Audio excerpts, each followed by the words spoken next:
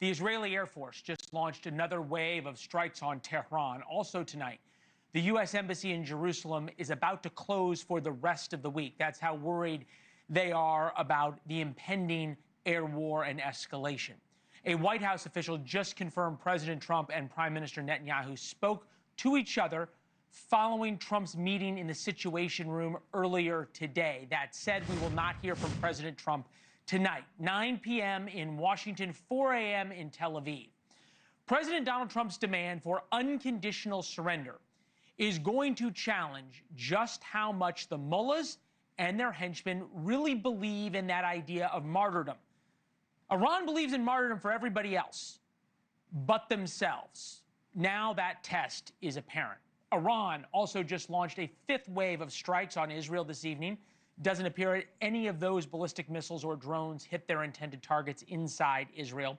Iranian state media says one of the missiles was hypersonic. At times, those have been able to evade the Iron Dome and get through, but so far, none tonight. Tonight, retired Lieutenant General Richard Newton on what a proposed American B-2 strike would look like, plus Senator Steve Daines on the division inside MAGA over dealing with Iran. There is a real one.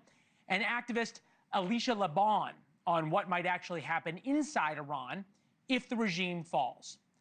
The Ayatollah, again, just threatened Israel with, quote, a strong response, adding that the Iranians will show no mercy. We've heard that over and over again in the past 5 days. This is some of the video out of the Middle East. So the Iranian regime, and it's important to separate them from the Iranian people. The regime is the root of all evil in the Middle East and has been for the past 50 years. They want a nuclear weapon because it offers the Ayatollah protection for their genocidal desires, for their terrorist attacks, for their evil doing around the world, and for their genocide and their torture and their repression of women at home. The free world cannot allow Iran to have a nuclear weapon. And it's not now just about taking out the nuke sites. This is a once-in-a-generation chance to free the Iranian people. And that's our Why It Matters segment tonight. So let's start with President Trump's decision tonight. And it's a pretty simple one: to bomb or not to bomb. President Trump is reportedly considering a strike, but has not yet decided or given the go order. Whatever he decides is going to upset half of his supporters. That's the politics of it, and we're going to get to that in a minute because it's important. But first, what's actually happening on the ground. 50,000 U.S. troops face a new threat from Iran. The Iranians have now reportedly, and we've heard indications of this from them, are more open to attacking U.S. bases. So they have a couple of options. Obviously, these are all their missiles, but they could also use their militias in Iraq and Syria to try and hit U.S. troops on the ground there, or hit the U.S. Embassy in Baghdad or Erbil. Now, Iran still has hundreds of missiles that it can fire at U.S. troops all throughout the region. 13,000 U.S. troops in Kuwait, 9,000 in Bahrain, 10,000 in Qatar. There's 2,000 in Saudi Arabia, 3,000 in Jordan. Each one of those bases is protected, but if Iran were to launch a huge missile salvo like they do at Israel, things could get very interesting and difficult for U.S. troops. The last one people don't talk about very much, but it's really important because this is what Iran's next play might be. This is the Strait of Hormuz right here. It's only about 20, 25 miles across. And the Iranians have anti-ship missiles to attack Navy ships in the Persian Gulf. The Strait of Hormuz, even close the Strait of Hormuz, that would send oil prices skyrocketing. So those are the risks that are weighing on Trump's decision tonight about whether or not to bomb. What is the number one thing to bomb? Target number one, Fordo. It is the most important Iranian nuclear enrichment site.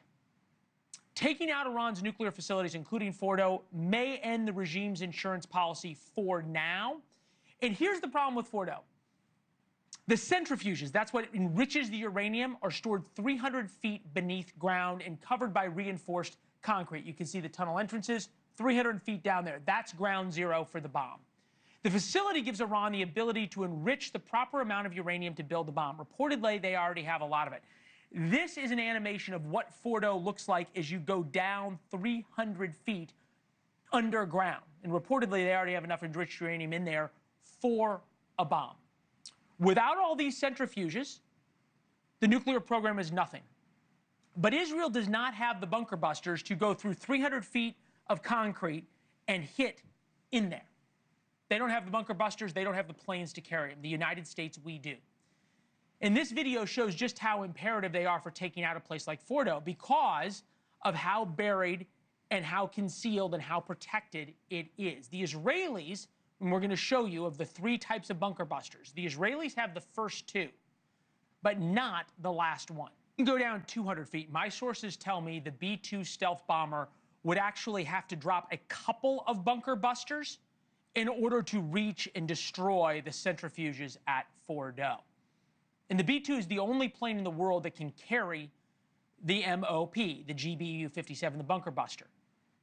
They can hold 2 at once, and they can fly 6,000 miles, but refuel in air. So the B-2 has unlimited range. Anywhere in the world from Whitman Air Force Base, the 20 B-2s can deliver the bunker busters. And the U.S. now has 6 B-2s stationed at Diego Garcia. That's a military base in the Indian Ocean. It's about 3,800 miles round trip to Fordo. So the B-2s could make it there in 5 hours. President Trump gives the order, and they are in the air. Getting home isn't a problem either. Now, the question would be, why not a covert B-2 strike on Fordo? That may not be an option for President Trump. He would worry that it would leak after the fact. If all of a sudden things blew up at Fordo, the B-2 is the only one that could do it. For now, it appears he's trying to saber-rattle Iran back to the negotiating table. He wrote on Truth Social, "We know exactly where the so-called supreme leader is hiding. He's an easy target, but he's safe there. We're not going to take him out, kill. At least for now, our patience is wearing thin." This is the issue with Trump. For everybody who's a Iran hawk, Trump loves a good deal, and he could always strike a good deal or a bad deal. And there are no good deals with bad or evil people. Look up bad or evil in the dictionary, and you see a picture of that guy, the Ayatollah, responsible for the deaths of more Americans than just about any other regime in history. Taking out the Iranian regime and the Fordo complex is far more important. Actually taking it out matters far more than who takes it out. But for the world to be a safer place, Fordo has to go, and the Ayatollah and his henchmen have to go once and for all. Thank you for watching. Subscribe below and download our NewsNation app right now on your phone, and you will get fact-based, unbiased news for all Americans.